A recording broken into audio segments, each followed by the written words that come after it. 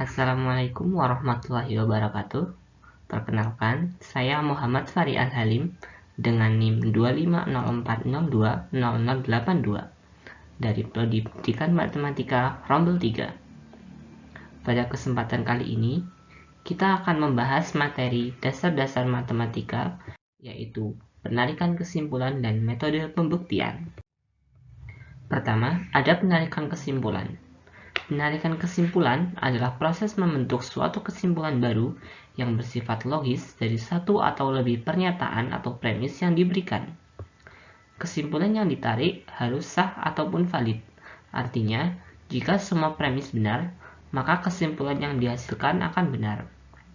Pada penarikan kesimpulan, ada beberapa hal yang harus kita ketahui.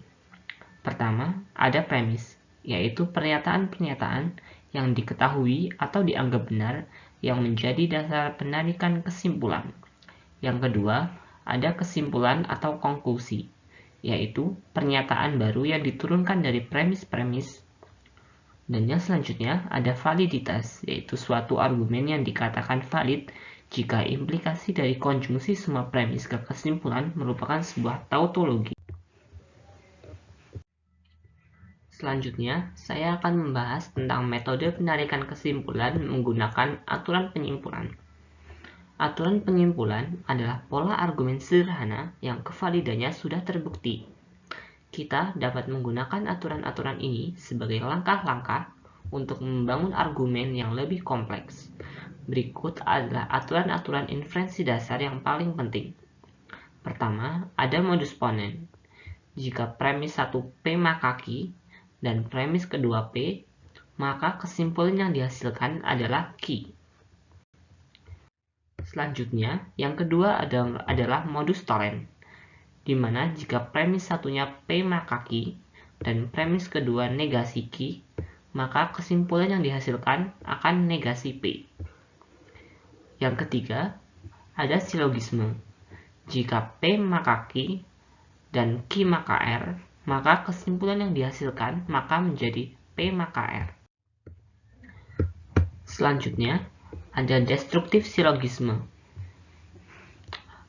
Pada premis pertama, P atau Q, dan pada premis kedua adalah negasi P, maka kesimpulannya adalah Q. Selanjutnya, yang kelima ada konstruktif dilema. Jika P maka Q dan R maka S, dan premis keduanya P atau R, maka kesimpulan yang dihasilkan adalah Q atau S. Selanjutnya yang keenam, ada destruktif dilema. Jika premis kesatunya adalah P maka Q dan R maka S, dan premis keduanya negasi Q atau negasi S, maka kesimpulan yang dihasilkan adalah negasi P atau negasi R. Yang ketujuh ada simplifikasi, yaitu jika P dan Q disimplifikasi, maka kesimpulannya menjadi P. Selanjutnya, yang kedelapan adalah adisi. Jika premis 1P diadisi dengan Q, maka kesimpulannya menjadi P atau Q. Dan yang kesembilan adalah konjungsi. Jika premis satunya P dan dikonjungsikan dengan Q, maka kesimpulannya adalah P dan Q. Selanjutnya, akan dibahas tentang contoh soal dan pembahasan tentang materi penarikan kesimpulan. Soalnya, buktikan dengan bukti formal kesahan argumen berikut. Gunakan aturan penyimpulan dan hukum penggantian.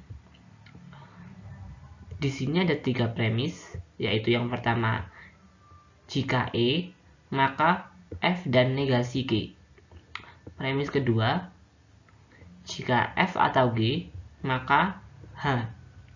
Dan premis ketiga adalah E. Dan kita akan mencari kesimpulannya, yaitu berupa H. Maka, yang pertama, kita melakukan modus ponens pada premis 1 dan 3, sehingga menghasilkan F dan negasi G.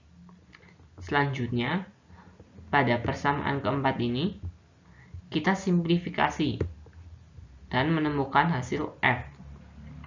Setelah hasil F ini ketemu, kita lakukan adisi dengan G sehingga premis ini menjadi F atau G. Selanjutnya ada F atau G, maka kita dapat melakukan modus ponens pada premis kedua dan keenam sehingga kita menemukan H dari modus ponens 2 dan 6. Selanjutnya ada materi metode pembuktian. Kali ini saya akan membahas tentang pembuktian langsung. Dalam pembuktian langsung, kesimpulan dapat dicapai dengan mengkombinasi pernyataan yang akan dibuktikan dengan logika matematika, aksioma-aksioma, definisi, dan teorema-teorema yang sudah ada. Contoh soal dan pembahasannya pada materi metode pembuktian ini adalah: buktikan bahwa perkalian 3 bilangan asli berurutan habis dibagi 3. Buktinya, misalkan 3 bilangan asli berurutan didefinisikan sebagai n plus 1, dan n plus 2 untuk suatu n elemen bilangan bulat, dan perkalian 3 bilangan asli adalah m. Di sini, kita akan menggunakan 3 kasus, yaitu 3K, 3K plus 1, dan 3K plus 2. Yang pertama, M sama dengan N dikali N plus 1 dikali N plus 2. Kemudian, nilai N ini kita masukkan dengan 3K, sehingga 3K dikali 3K plus 1 dikali 3K plus 2. Sehingga memunculkan nilai 3 dikali dalam kurung 9K pangkat 3 ditambah 9K ditambah 3. Sehingga M adalah bilangan kelipatan 3. Untuk yang kedua, M sama dengan N dikali N plus 1 dikali N plus 2. Kemudian N ini kita masukkan nilainya yaitu 3K plus 1, sehingga 3K plus 1 dikali 3K plus 1 plus 1 menjadi 3K plus 2, dan 3K plus 1 plus 2 sehingga 3K plus 3.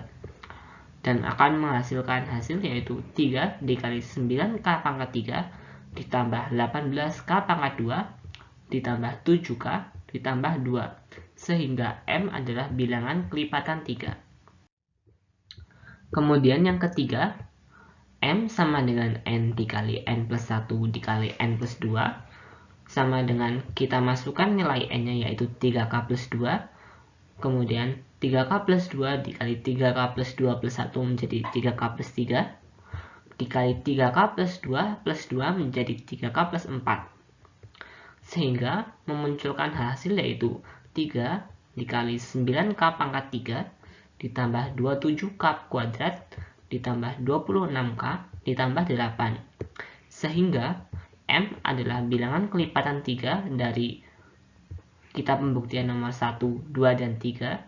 Terlihat bahwa M merupakan bilangan kelipatan 3 yang berakibat M habis dibagi 3. Terima kasih untuk kali ini. Wassalamualaikum warahmatullahi wabarakatuh.